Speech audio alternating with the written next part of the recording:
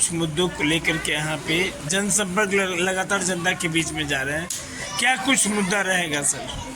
हम लोग का जो मुख्य मुद्दा अभी हम लोग जनसंपर्क ऐसे भी कर रहे हैं, अलग अलग मोहल्ले में पद यात्रा भी कर रहे हैं, हर रोज सुबह 200-300 घरों में मिलते जुलते हैं लोगों से जी। तो हम लोगों का मुख्य मुद्दा जो अभी भी है, जो हम लोग बता रहे हैं, जनसुराज का मुख्य मुद्दा शिक्षा, रोजगार, पलायन, इन पर हम लोग ज़्यादा बात कर रहे हैं और ये भी लोगों को समझा रहे हैं कि हम लोग किस तरह से इसको पूरा करेंगे। क्योंकि मुद्दे तो अभी आप देख रहे हैं कि जितने भी नेतागण हैं उनको प्रशांत जी की बातें इतनी पसंद आई है कि वो लोग भी अपने मुद्दे अब सेम जनसुराज के मुद्दों के लगभग में ले आए।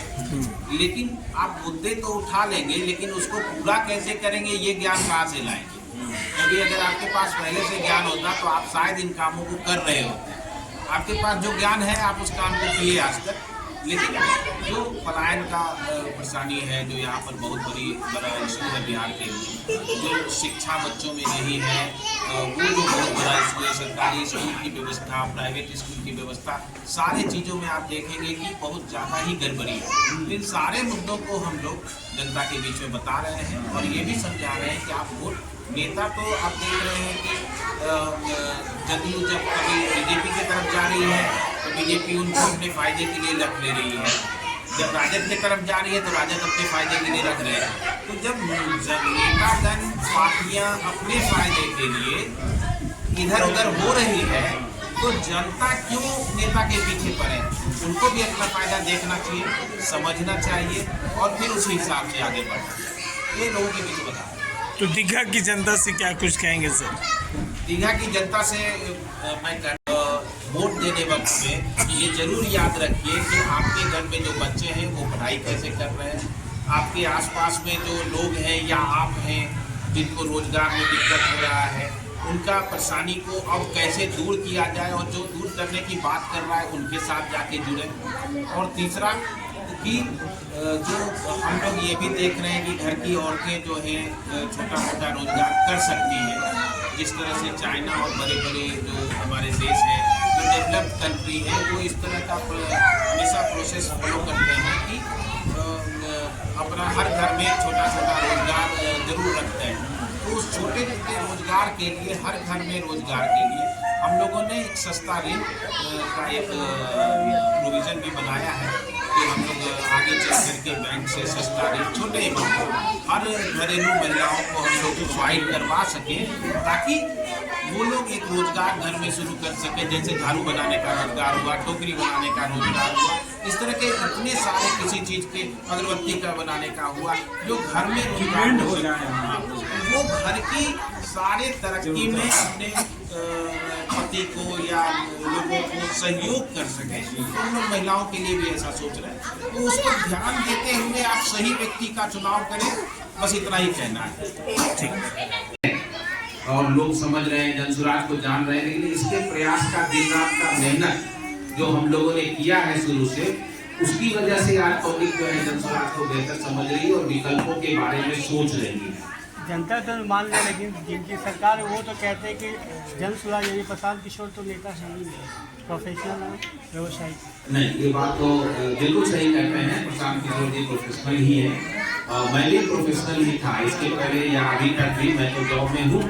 प्रशांत जी का भी अपना एक चाव था, जो अलग अलग दलों को इलेक्शन जितवाने का काम करते थे, बात एकदम सही है। लेकिन क्या एक प्रोफेशनल व्यक्ति राजनीति में नहीं आ सकता है, अपने लोगों की चिंता नहीं कर सकता है? आप एक अंतर समझेंगे कि प्रशांत जी और बाकी दलों के सभी नेताओं में, बाकी दल के सभी नेता राजनीति में आने से पहले काफी गरीब लोग थे, और उनके पास आज के डेट में वो बिहार में सबसे अमीर लोग हो गए हैं। तो राजनीति में इतनी सैलरी तो नहीं मिलती है, इतना इनकम नहीं रहता, लेकिन उन लोगों ने और ये आज जनसुराज बना पाए हैं। आप जूम करके देखिए कि जब फर्स्ट डे प्रशांत जी ने पद यात्रा शुरू की होगी तो कितने लोग जनसुराज को जानते होंगे गांव में, और कितने लोग प्रशांत जी को जानते होंगे। अकेला चलना शुरू किए थे तो आज लाखों की भीड़ उनके साथ है।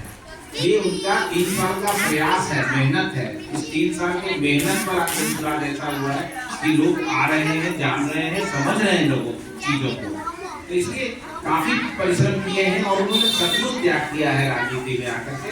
बिजनेसमैन थे तो थे, इसमें कोई बुराई तो है नहीं। Thank you sir. Thank you. वो तो अपना जीवन बहुत बेहतर बना ले रहे हैं, लेकिन जो उनको वोट दे करके उस स्थान पर पहुंचा रहे हैं, उनको आज पानी की भी असुविधा है, घर बार बार तोड़ दिया जा रहा है, और तोड़ने के कुछ दिन बाद निश्चित इनको कुछ कंबल, कुछ पैसा इधर उधर से कोई ना कोई छोटा मोटा नेता देगा। तो ये जो इनको असुविधा कंटिन्यूअस हो रही है, इसकी व्यवस्था जनसुराज ने एक बार सोचा भी, और वो भी हमारे प्रोग्राम में है। हम लोग क्या कर रहे हैं कि एक अस्थायी स्थान फिक्स कर दिया जाए, जहाँ पर अगर हम लोग सिर्फ स्थान भी अगर लॉट कर दें लोगों को, तो तिनका जोड़ के लोग आशियाना तो खड़ा कर ही लेते हैं।